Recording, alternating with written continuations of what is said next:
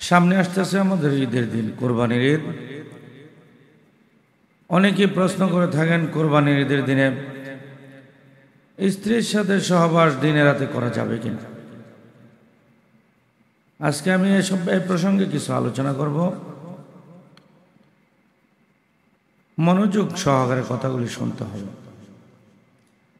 ইসলাম এমন একটা জিনিস, লজ্জা শরম বোধ করলে কোনো হবে না।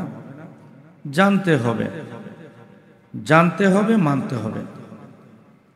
না জানি না আমল করলে মক্কা মদিনা গিয়া সেজদা দিলেও কোনো ফায়দা হবে না। জানিয়া আমল করিয়া জমিনে সেজদা দিলেও আল্লাহর দরবারে কবুল হয়ে যাবে। প্রতিটা আমল আপনার জানিয়া করতে হবে। নামাজ জানিয়া পড়তে হবে। কিছু গোপনীয় মাসআলা আছে যেগুলা মা বোনেরা জানতে চায়, তবে লজ্জা বোধ করার কারণে জানতে পারে না। তাদের জন্য এই ধরনের পদ্ধতি। আজকে এই বিষয়ে আলোচনা করব যে ঈদের দিন রাত্রে এবং দিনে স্ত্রীর সাথে সহবাস করা যাবে কিনা। এর আগে আমার 5টা জিনিস জানতে হবে। কোন কোন দিনে স্ত্রী সহবাস করা যাবে না।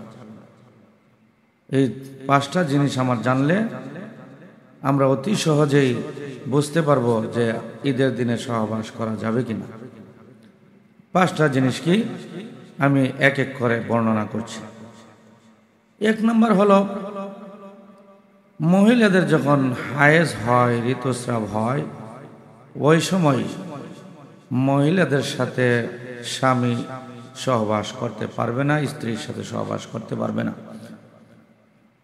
কারণ ওই সময় মহিলাদের খুব কষ্ট হয়, স্ত্রীদের খুব কষ্ট হয়। আল্লাহ তাআলা সূরা বাকারার মধ্যে বলছেন, ইয়াসআলুনাকা আনিল মাহিজ কুল হুয়া আযা ফা'তাযিলুন নিসা ফিল মাহিজ ওয়ালা তাকরাবুহুন্না হাত্তা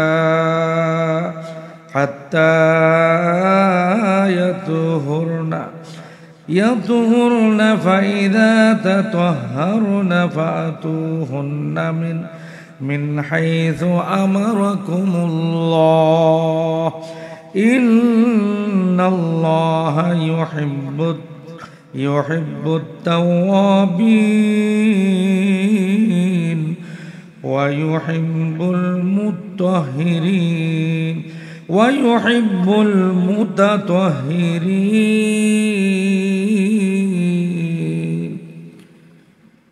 আল্লাহ তাআলা এই আয়াতের মধ্যে বলছেন, যখন মহিলাদের ঋতুস্রাব হয়, হায়েজ হয়, তখন তোমরা তাদের কাছে যাবে না, তাদের বড় কষ্ট হয়। যখন তারা পবিত্র হবে তখন তোমরা তাদের সাথে সহবাস করো, কোনো অসুবিধা নাই।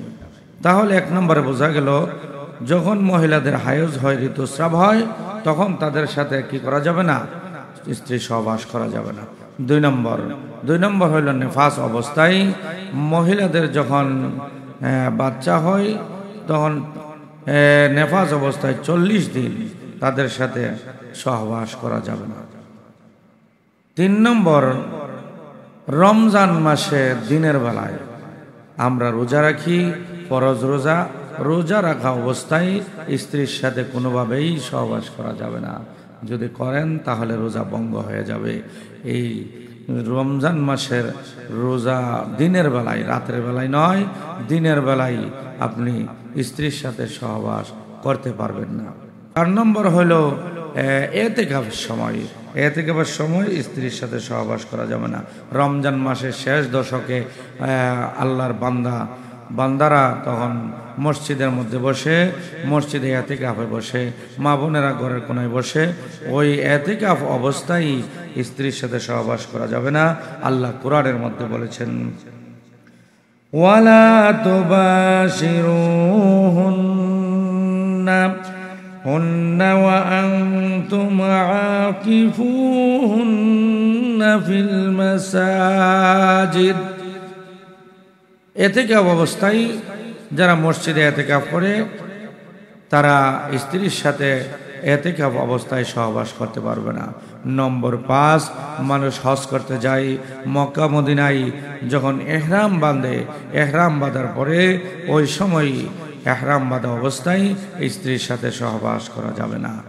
তাহলে বোঝা গেল 5টা সময় স্ত্রীর সাথে সহবাস করা যাবে না, বাকি সময় স্ত্রীর সাথে সহবাস করা যাবে। তাহলে ঈদের দিন, ঈদের রাত এই 5টা বিষয়ের মধ্যে পড়ে না। এই জন্য ঈদের দিন, ঈদের রাতে আপনি স্ত্রীর সাথে সহবাস করতে পারবেন।